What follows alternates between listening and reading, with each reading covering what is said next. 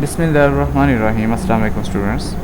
आज हमारी क्लास का आगाज़ जावास्क्रिप्ट से होगा। जावास्क्रिप्ट एक लैंग्वेज है जैसे कि बाकी लैंग्वेजेस हैं C plus plus, Python, PHP, Java.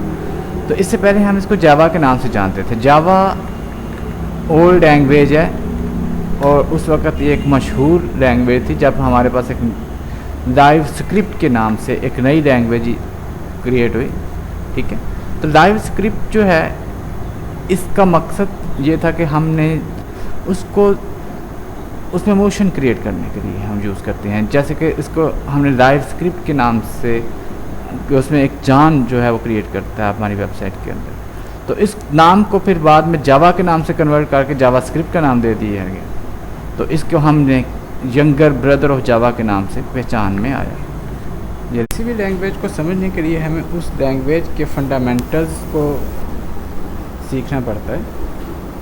तो जावास्क्रिप्ट के भी हम फंडामेंटल्स को यहाँ पे सीखेंगे कि जावास्क्रिप्ट सिर्फ कि जावास्क्रिप्ट बल्कि अगर कोई भी लैंग्वेज अगर आप पढ़ना शुरू करते हैं कंप्यूटर में तो उसके जो बेसिक फंडामेंटल्स हैं, समझ लें कि आप किसी भी बॉडी पार्ट्स की बात करें, वो एक वेबसाइट है, लैंग्वेज के कुछ पार्ट्स हैं जो कि नेम सेम ही नेम से पहचाने जाते हैं, सिर्फ उनको इस्तेमाल करने का अंदाज़, उनका जो मेथड है वो डिफरेंट होता है। तो अब वो पार्ट्स कौन से हैं मैं उनको एक लिस्ट डाउन कर लेता हूँ। जैसे कि पहला पार्ट मैंने यहाँ पे लिखा रिजर्व कीवर्ड्स। ये रिजर्व कीवर्ड्स क्या हैं?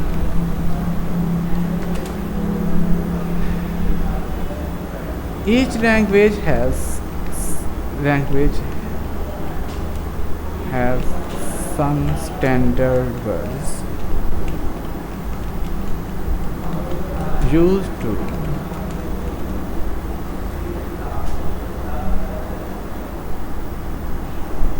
apply functionalities।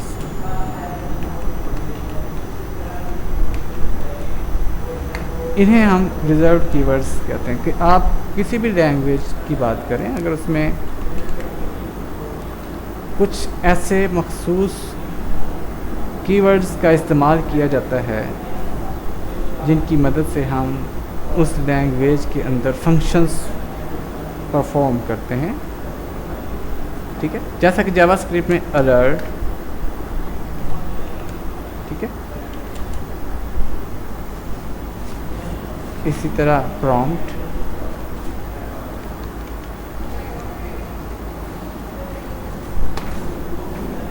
और एक और कन्फर्म।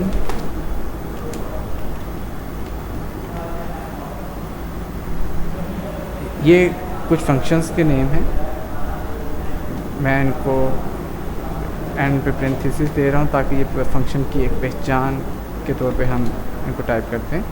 तो इसमें हम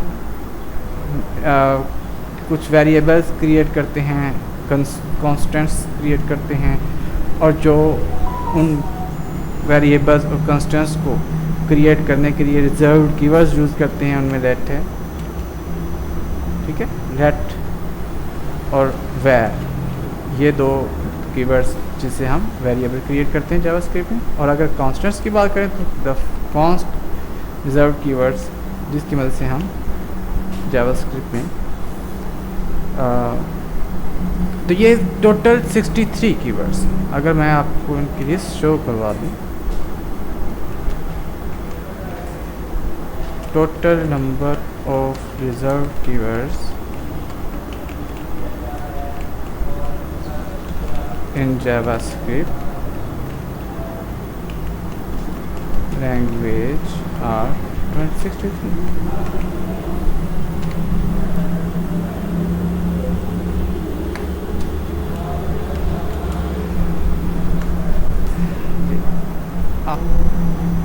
जी, abstract, arguments, boolean, break, cases, catches, ठीक है।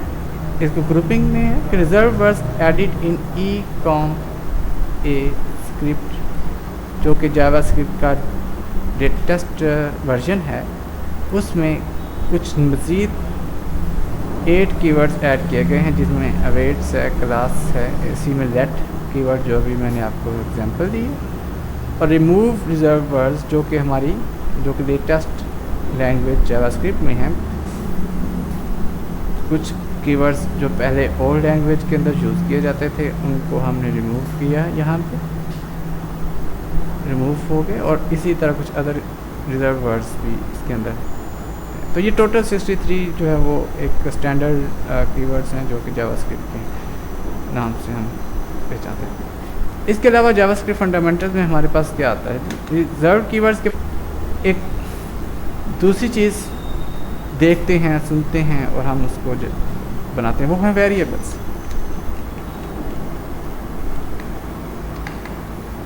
जो प्रोग्रामर्स हैं उन्हें पता है कि वेरिएबल्स क्या होते हैं। ये एक मेमोरी स्टोरेज होती है, ठीक है, हम उसको लेबल कर देते हैं। एक मेमोरी स्टोरेज उसको लेबल्ड विद वेरिएबल्स, ठीक है। तो वेरिएबल्स क्या होते हैं, ये कोई मखसूस कीवर्ड्स नहीं हैं, इन्हें हम अपनी मर्ज़ी से क्रिएट कर सकते हैं। वी कैन क्रिएट वेरिएबल्स, ठीक है। तो और क्रिएट करने के लिए हमें कौन सा कीवर्ड चाहिए, to create variable in JavaScript reserve keyword is used let और वेयर। जी, अभी हमने लेट और वेयर दो वर्ड्स की बात की है कि लेट और वेयर, जिसकी मदद से हम अपना जावास्क्रिप्ट के अंदर कोई भी वेरिएबल क्रिएट कर सकते हैं।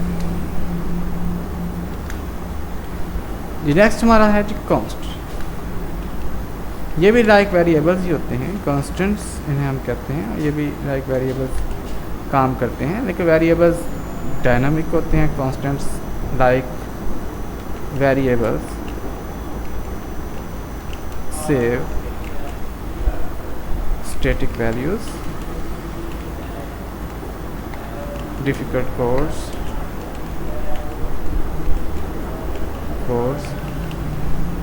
by names assigned by the programmer। जो नाम आप उसको देना चाहें वो आप दे सकते हैं। तो ये कॉन्स्ट कहलाते हैं कि आप उसको अपनी मर्ज़ी के कॉन्स्टेंट्स लाइक वेरिएबल क्रिएट कर सकते हैं। इसके बाद हर लैंग्वेज के अंदर जो चीज़ यूज़ की जाती है रिजर्व कीवर्ड्स, वेरिएबल्स और कॉन्स्टेंट्स के बाद, वो कहलाती हैं फंक्शंस। फिर इसके बाद हम कंडीशंस का इस्तेमाल करते हैं। इसके अलावा हम यूज़ करते हैं इसके अंदर लूप का टाइप का।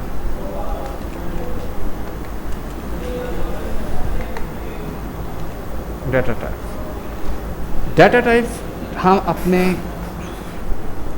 वेरिएबल्स को, कॉन्स्टेंट्स को कुछ वैल्यूज़ असाइन करते हैं।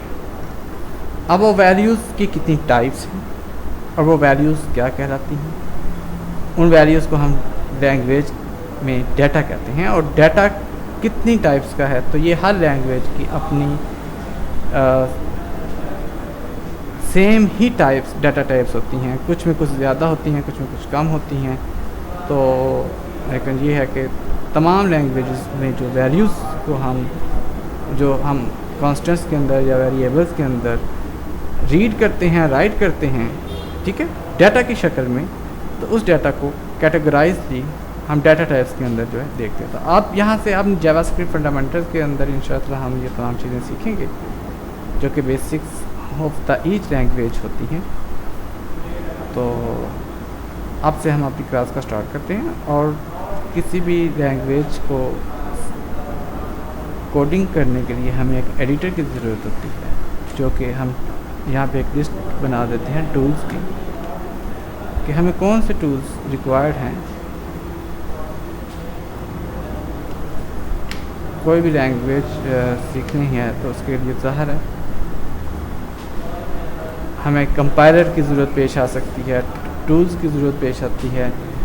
तो बेसिकली दो ही टूल्स हम हर लैंग्वेज के अंदर इस्तेमाल करते हैं। नंबर 1 पे एक होता है एडिटर,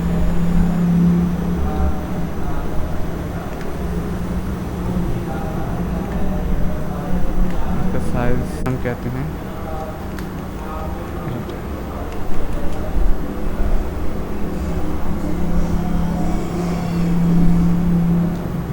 और दूसरा है कंपाइलर।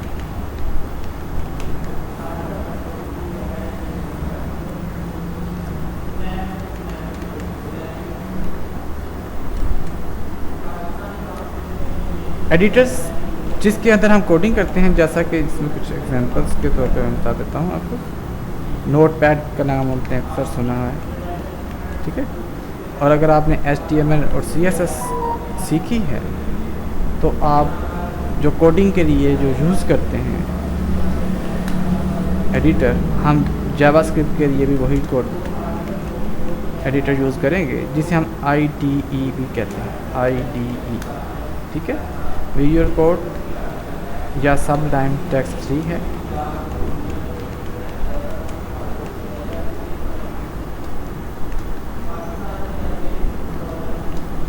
इसी तरह कंपाइलर जो कोड हम एडिटर के अंदर टाइप करते हैं उस कोड को कंपाइल करता है, यानी उस कोड पे प्रोसेस करता है। उसके बाद जो रिज़ल्ट्स आपको ऑब्जेक्ट की सूरत में दिखाता है, ठीक है। कुछ लैंग्वेजेस के लिए एक मखसूस सॉफ्टवेयर्स के अंदर उन लैंग्वेजेस का जो कोड है रन होता है, तो उसको हम कंपाइलर का नाम करते हैं। तो यहाँ पे जावास्क्रिप्ट के लिए जो कंपाइलर की ज़रूरत हमें पेश नहीं आती। जैसा कि हम HTML CSS एक फ्रंट एंड टेक्स्ट है, उसके लिए हमें कोई भी जो ब्राउज़र है वो उसको सपोर्ट करता है। तो जावास्क्रिप्ट भी एक ऐसी लैंग्वेज है, इसकी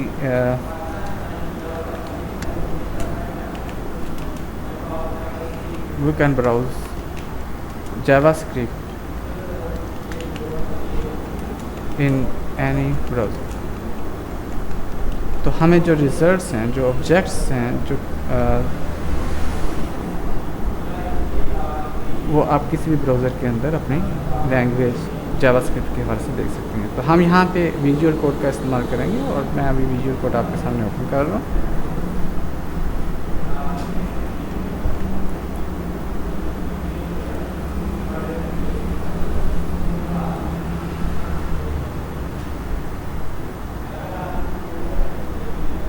जी, विजुअल स्टूडियो कोड मैंने आपके सामने ओपन किया है और मैं यहाँ पे एक कुछ फाइल्स ऑलरेडी बनी हुई हैं, लेकिन मैं यहाँ पे एक फ़ोल्डर ओपन करता हूँ।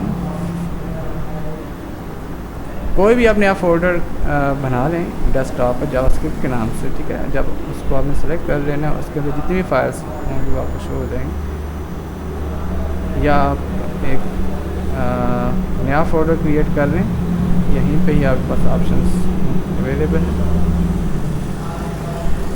मैं यहाँ पे जावास्क्रिप्ट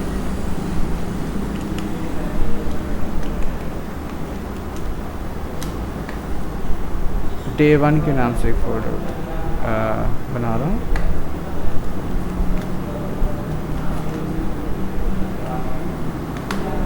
तो जावास्क्रिप्ट Day 1 के अंदर एक फ़ाइल क्रिएट करेंगे जी हम, इसका नाम है जावास्क्रिप्ट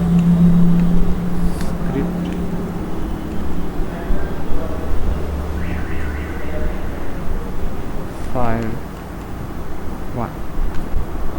तो इसकी एक्सटेंशन बिल्कुल ये इसी तरह ही हम इसको एक्सटेंशन इस फाइल को क्रिएट करेंगे, जैसा कि हम अपनी HTML राइट करने के लिए, HTML का कोड करने के लिए उसकी एक्सटेंशन देते हैं।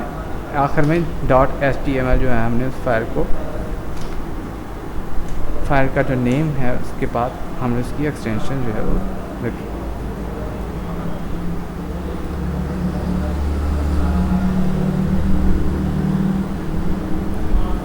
मैं इसे कोशिश करूँगा कि आपके सामने सिर्फ एक ही फोल्डर की फाइल्स ज़ाहिर हों जावास्क्रिप्ट।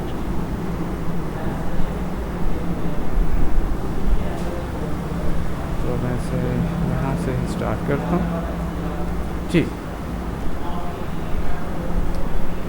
जावास्क्रिप्ट कोड स्टार्ट करने के लिए हमें पहले HTML का सेम कोड चाहिए जो कि आप लोगों का पहले से ही उससे नोट किया हुआ है। तो टाइटल में हम उसको आज का अपना टॉपिक जावास्क्रिप्ट डे 1 के नाम से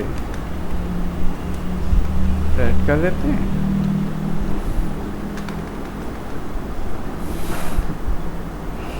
जो चीज़ याद रखने के लिए है कि हम जब अपनी लैंग्वेज जावास्क्रिप्ट का आगाज़ करते हैं तो स्क्रिप्ट के टैग से आगाज़ करते हैं। जब आप HTML लिखते हैं तो आप स्टार्टिंग में कुछ मखसूस कोड वर्ड्स का इस्तेमाल करते हैं, जैसा कि हमारे पास यहाँ पे HTML, ठीक है, हेड टैग, बॉडी टैग, ठीक है, और उसके साथ हम क्लोजिंग टैग्स का इस्तेमाल करते हैं। तो इसी तरह हम जावास्क्रिप्ट के लिए स्क्रिप्ट टैग और उसका क्लोजिंग टैग स्क्रिप्ट ये दो यूज़ करते हैं और अपने जावास्क्रिप्ट का तमाम कोड इन दोनों टैग स्क्रिप्ट टैग के अंदर हम प्लेस करते हैं। और इसी तरह जब आप CSS टाइप करते हैं तो आप बखूबी जानते हैं कि उसके लिए आप कौन सा टैग यूज़ करते हैं, स्टाइल, जिसमें आप CSS का कोड जो है पुट करते हैं। तो हम यहाँ पर जावास्क्रिप्ट की बात करेंगे तो जावास्क्रिप्ट के लिए हमें स्क्रिप्ट चाहिए, ठीक है, जैसे कि जावा के एंड पे स्क्रिप्ट का लफ्ज़ है तो वही स्क्रिप्ट का टैग हम HTML फाइल के अंदर अप्लाई करें। तो आज का हमारा टॉपिक जो है उसको मैं यहाँ पे नोट डाउन कर रहा हूँ आप लोगों के लिए, जावास्क्रिप्ट फंडामेंटल्स।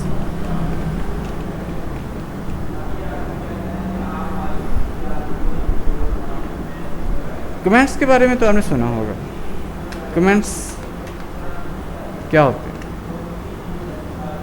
हम अपने कोड को या हम जब अपनी फाइल के अंदर कुछ पॉइंट्स जिन्हें हम अपने समझने के लिए फॉर अंडरस्टैंडिंग ऐड करते हैं जो कि कोड का हिस्सा नहीं होते हैं, जैसे कि आप किसी भी चीज़ को एक्सप्लेन करने के लिए इस्तेमाल करते हैं, कमेंट्स कहलाते हैं। और कमेंट्स देने के लिए हमने CSS में स्लैश के साथ स्टेरिक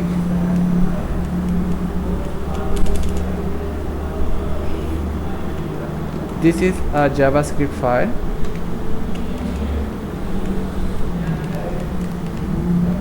का यूज़ करते हैं और यहाँ और इसी के साथ हम इसकी क्लोजिंग करते हैं। जब कोई चीज़ हम स्टार्ट करते हैं तो उसके साथ हम उसका क्लोजिंग टैग भी यूज़ करते हैं। तो स्लैश के साथ स्टेरिक हमने यूज़ किया और उसको हमने इसको क्लोज किया, पहले स्टार और आखिर में स्लैश। तो जावा को स्क्रिप्ट के लिए भी हम जब कमेंट्स देंगे तो हमारे पास ये दोनों ऑप्शन है, जो डबल स्लैश या स्लैश के साथ स्टेरिक, यानी दो मेथड्स हैं आपके पास जिसमें आप अपने जावा स्क्रिप्ट के अंदर किसी भी कोड को, किसी भी टेक्स्ट को कमेंट की शक्ल में टाइप करेंगे जो कि आपके बाकी कोड को अफेक्ट नहीं करेगा या आपको फ्रंट एंड पे इसका कोई रिज़ल्ट नज़र नहीं आएगा। ये सिर्फ प्रोग्रामर ही इसको देख सकता है या इसको रीड कर सकता है। तो यहाँ पे हम स्टार्ट करेंगे जी कि आज हमारे जावास्क्रिप्ट फंडामेंटल में जो पहला टॉपिक है वो है हाउ टू क्रिएट वेरिएबल्स। तो मैं इसको कमेंट कर रहा हूँ, डबल स्लैश से आप सिंगल लाइन कमेंट टाइप करेंगे जी, how to create a variable in JavaScript.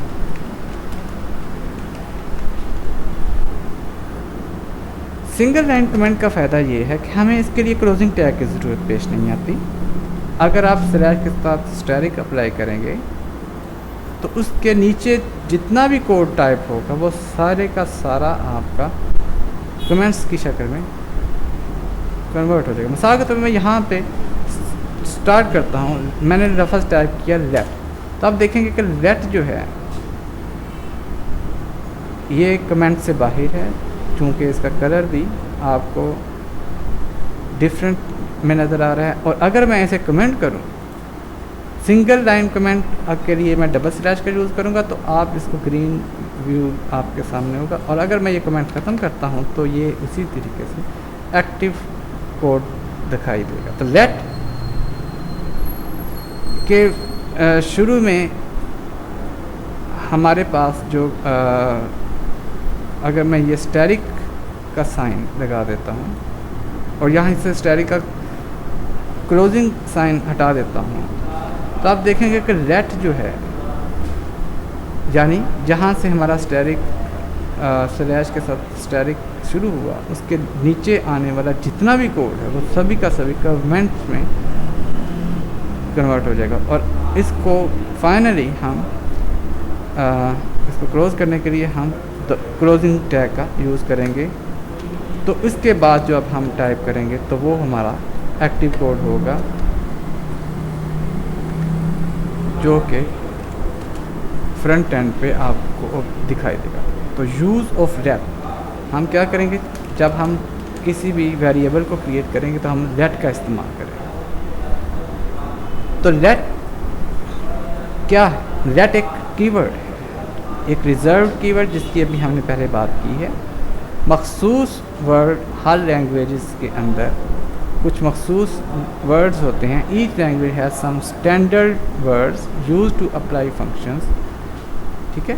Alert, prompt, confirm, that, var, const, etcetera. Total number of reserve keywords in JavaScript 366। मैं आपको फाइल भी शेयर कर दूँगा जावास्क्रिप्ट रिजर्व कीवर्ड्स की, जो आप बाद में देख सकते हैं। और फाइनली जो नेक्स्ट बात है कि हम स्टेप 2 पे बात कर रहे हैं वेरिएबल्स। तो वेरिएबल्स क्या हैं? वेरिएबल्स एक मेमोरी स्टोरेज है, यानी हमारी जो भी एक मेमोरी है उसके अंदर एक स्टोरेज प्लेस क्रिएट की जाती है। उस स्टोरेज प्लेस को हम लेबल अब देते हैं वेरिएबल्स की मदद से। अब लेबल क्या है? हम उसको लेबल से मुराद आप एक टैग कह सकते हैं कि एक टैग हम उसको अप्लाई कर देते हैं। क्या अप्लाई करते हैं? टैग। तो टैग क्या है? टैग जो है वो एक कोई भी ऐसा वर्ड जो कि आप खुद अपनी मर्ज़ी से अपने कोड के अंदर क्रिएट कर सकते हैं। वी कैन क्रिएट वेरिएबल्स, ठीक है, we can create variables with our own words. जो आप अपनी मर्ज़ी से उनको टैग देंगे या लेबल्स देंगे, वो क्या कहलाएंगे? वेरिएबल्स कहलाएंगे। और वेरिएबल्स को क्रिएट करने के लिए हमें जावास्क्रिप्ट के अंदर कौन सा रिजल्ट कीवर्ड्स की ज़रूरत है? लेट, आर, वा। यानी हम लेट यूज़ कर सकते हैं या वेर यूज़ कर सकते हैं। तो मैं यहाँ पे कमेंट्स के अंदर ही इसको देख रहा हूँ जी, लफ्ज़ वा। इस वक्त हमने कीवर्ड दिया लेट। तो लेट के बाद जी, लेट के बाद हम अपनी मर्ज़ी का वेरिएबल क्रिएट करें। जैसा कि मैं यहाँ पे एक लेटर टाइप कर रहा हूँ एक्स। तो एक्स क्या है जी? वेरिएबल।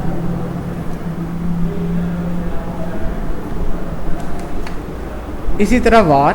वार क्या है? वार के बाद मैं एक वेरिएबल, एक अपनी मर्ज़ी का कोई भी वर्ड या लेटर टाइप करूँगा, जैसा कि मैंने यहाँ पे टाइप किया वाई। तो वाई क्या है? वेरिएबल। तो इस वक्त हमारे पास एक्स और वाई ये वेरिएबल्स हैं जी। एक अहम बात कि जब भी हम कोई स्टेटमेंट टाइप करते हैं किसी भी लैंग्वेज के अंदर, तो हमेशा उस स्टेटमेंट को क्लोजिंग टैग के साथ फिनिश किया जाता है। HTML के अंदर आप क्लोजिंग टैग्स का यूज़ करते हैं। जैसा कि मैं यहाँ पे एक H1 का टैग देता हूँ। तो H1 उसके बाद हमारे पास एक H1 का ये ओपनिंग टैग कहलाएगा, और जो इसके बाद आने वाला जो टैग है जिसमें हम स्लैश के बाद H1 टाइप किया गया है विद इन कर्ली ब्रैकेट्स, ये कहलाएगा H1 का क्लोजिंग टैग। तो H1 जहाँ पे मैं लिखता हूँ हेडिंग एक दे रहा हूँ जावास्क्रिप्ट 5, जावास्क्रिप्ट डे 1। तो इसी तरह जब हम प्रोग्राम के अंदर अपनी स्टेटमेंट टाइप कर रहे हैं, जैसे कि मैंने लफ्ज़ लेट स्टार्टिंग में यूज़ किया और उसको एक कीवर्ड एक वर्ड असाइन किया एक्स नेम्ड लेबल के तौर पे, समझे कि ये हमारा एक टैग है, एक्स एक टैग है, एक लेबल है, और एक मेमोरी एक्स के नाम की हमारी मेमोरी में, सिस्टम की मेमोरी में एक्स के नाम की एक स्टोरेज प्लेस क्रिएट करती है इस। तो उसके बाद जो क्लोजिंग टैग क्या होगा, सेमी कॉलन। ये तकरीबन तमाम सभी लैंग्वेज में सेमी कॉलन ही का इस्तेमाल अक्सर किया जाता है। शायद नादर कोई ऐसी लैंग्वेज होगी जिसके एंड पे कोई दूसरा ऑपरेटर जो है हम यूज़ करते हैं, जैसे कि फुल स्टॉप, जिसी तरह के हम सेंटेंस के एंड पे यूज़ करते हैं, कॉलन का साइन है वगैरह, कॉमा वगैरह। लेकिन यहाँ पे हम सेमी कॉलन जो है, अब हमने लैंग्वेज की स्टेटमेंट अब हमारे किसी किस्म का कोई एरर जो है वो शो नहीं करेगी, क्योंकि अब हमने उसको हमेशा क्लोजिंग टैग के साथ लिखना है। तो पहला स्टेप हमारा जी ये था कि हमने एक वेरिएबल क्रिएट किया, एक्स भी एक वेरिएबल है, वाई भी एक वेरिएबल है, ठीक है। तो ये हमारी लैंग्वेज के अंदर क्रिएट हो गया, ठीक है। और इसी तरह मैंने एक H1 का टैग, जैसा कि HTML के अंदर आपने सीखा है। अगर मैं इसको रिज़ल्ट में देखता हूँ तो रिज़ल्ट यहाँ पे हमारे पास एक फ़ाइल है। मैं इसको ब्राउज़र में, किसी भी ब्राउज़र में, अगर आप, मैंने पहले भी कहा था कि आप जावास्क्रिप्ट को ओपन करने के लिए जो हमें टूल्स की ज़रूरत होती है, एडिटर, जैसे कि हमने आज एडिटर के तौर पे visual code, visual studio code का इस्तेमाल किया, और कंपाइलर के तौर पे हम यूज़ कर रहे हैं ब्राउज़र, यानी हमारे पास क्रोम ब्राउज़र, जो कि हम कंपाइल कर रहा है हमारी जावास्क्रिप्ट लैंग्वेज। तो हमने अपने एक ब्राउज़र में इसको ओपन किया, तो हमारे पास जावास्क्रिप्ट डे 1 के नाम से H1 जो है फाइल शो होने लगी। लेकिन हमें यहाँ पे रिफ़्रेश करने पर किसी किस्म का कोई रिज़ल्ट, जो अभी हमने एक वेरिएबल क्रिएट किया है, वो दिखाई नहीं दिया जी। तो रिज़ल्ट देखने के लिए हमें किस चीज़ की ज़रूरत है, एक फ़ंक्शन की। तमाम लैंग्वेजेस के अंदर हमेशा जब भी आप कोई वेरिएबल क्रिएट करते हैं, कोई कांस्टेंट क्रिएट करते हैं, ठीक है, तो उसके बाद हम उस वेरिएबल को डाटा असाइन करते हैं। जैसा कि अभी हमने डाटा टाइप्स की बात की कि डाटा टाइप्स से मुराद वैल्यूज़ हैं। मैं यहाँ लिख भी देता हूँ, डाटा टाइप मीन वैल्यू। तो वैल्यूज़ की जो कैटेगरीज हैं,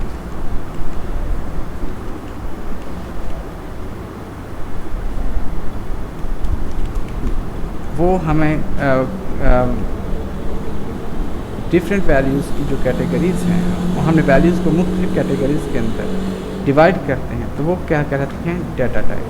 तो डाटा क्या होता है, डाटा हम अपने वेरिएबल को और कांस्टेंट के अंदर जो है जो भी कोड हम टाइप करेंगे वो डाटा कहलाएगा, ठीक है। तो हमने सबसे पहले वेरिएबल तो क्रिएट किया, लेकिन हमने इसको इसमें कोई डाटा नहीं दिया, क्योंकि एक स्टोरेज जो कि हमने जनरेट कर ली है, अब हम उस स्टोरेज के अंदर भी कोई चीज़, कोई फाइल, कोई टेक्स्ट उसके अंदर सेव करेंगे तो ही हमें वो दिखाई देगा ना। तो हम सबसे पहले x को एक डाटा असाइन करते हैं। तो असाइन करने के लिए हमारे पास है असाइन ऑपरेटर। इक्वल साइन के बारे में तो आप जानते हैं कि इक्वल साइन जो है ये मैथमेटिक्स में हम यूज़ करते हैं रिजल्ट्स जब हम किसी भी वैल्यू को प्लस माइनस या मैथमेटिक्स ऑपरेटर्स की मदद से कैलकुलेट करते हैं तो उसको जो रिजल्ट्स यानी उसका जो होता है वो हम उसको असाइन करते हैं इक्वल साइन। तो ये वही इक्वल साइन है और ये असाइनमेंट ऑपरेटर कहलाता है, असाइनमेंट ऑपरेटर। तो हम डाटा असाइन करते हैं, data is assigned with assignment operator.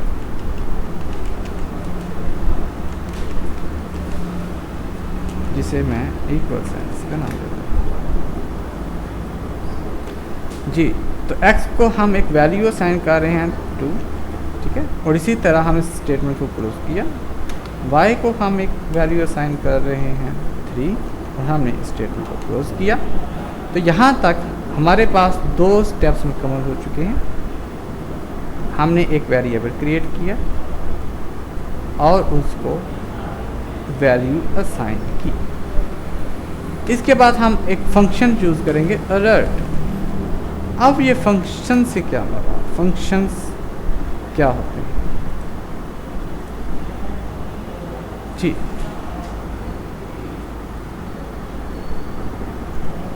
For example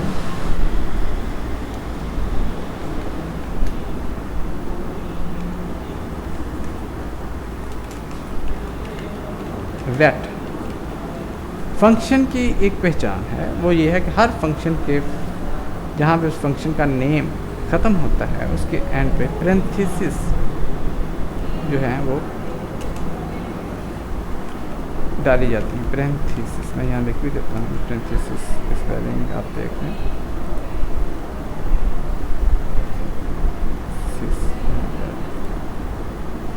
ji parenthesis ये कहते हैं, ये छोटी ब्रैकेट्स को आप कहते हैं पैरेंथेसिस। तो हर फंक्शन के नाम के बाद पैरेंथेसिस।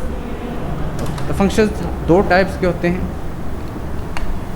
फंक्शंस की 2 टाइप्स ऑफ फंक्शंस।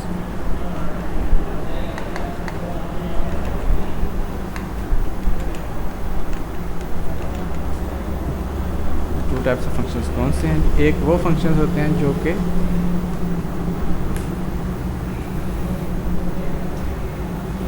पहले से ही हमें हर प्रोग्राम के अंदर बने बनाए मिल जाते हैं, ठीक है, जिन्हें आप कह सकते हैं कि हर प्रोग्राम के मखसूस फंक्शंस होते हैं जो कि उस प्रोग्राम के में यूज़ होते हैं।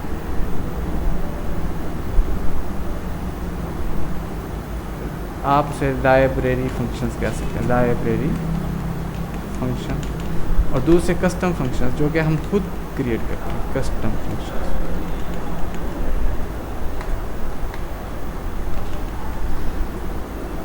तो लेट क्या है जी? लेट एक लाइब्रेरी फंक्शन है जो कि उस प्रोग्राम की लाइब्रेरी में मौजूद है अलर्ट, अलर्ट के नाम से। तो अलर्ट क्या करेगा जी? ये फंक्शन का एक मखसूस वर्क है। फंक्शंस, हर फंक्शन का एक मखसूस वर्क होता है, ठीक है। ये भी मैं यहाँ पर लिखता हूँ।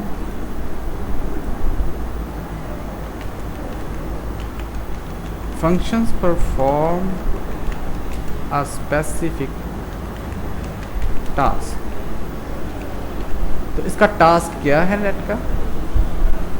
कि ये आपको जो वैल्यू आपने x में दी है या जो वैल्यू आपने y में तहरीक किया, ये आपको दिखाएगा फ्रंट एंड पे, यानी आपके ब्राउज़र में, ठीक है। तो जो पैरेंथेसिस के अंदर मैंने टाइप किया x कि हमें अलर्ट कर दो x की वैल्यू से। इस फाइल को मैंने सेव किया और मैंने अपने ब्राउज़र में जाके इसको रन किया। तो ये मुझे आपको कहता है कि दिस पेज इज़ टू।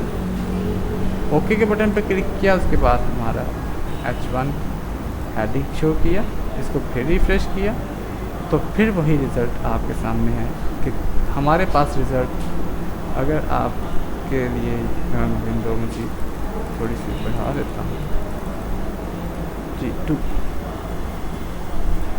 तो x को हमने चूँकि असाइन की थी एक वैल्यू 2। अगर इसको भी मैं आपके थोड़ा सा व्यू अगर आपके सामने बेहतर हो जाए, मैं इसको कैसे कर देता हूँ। जी जी, मैंने इसको सीधे कट कर दिया। क्या आप यहाँ देख सकते हैं कि एक्स के सामने मैंने टाइप किया है। और इसी तरह वाई को हमने एक वैल्यू दी 3। अगर मैं एक्स की जगह वाई लिख देता हूँ, इस फाइल को मैंने सेव किया, मैं फ्रंट एंड पे गया, मैंने रिफ्रेश किया,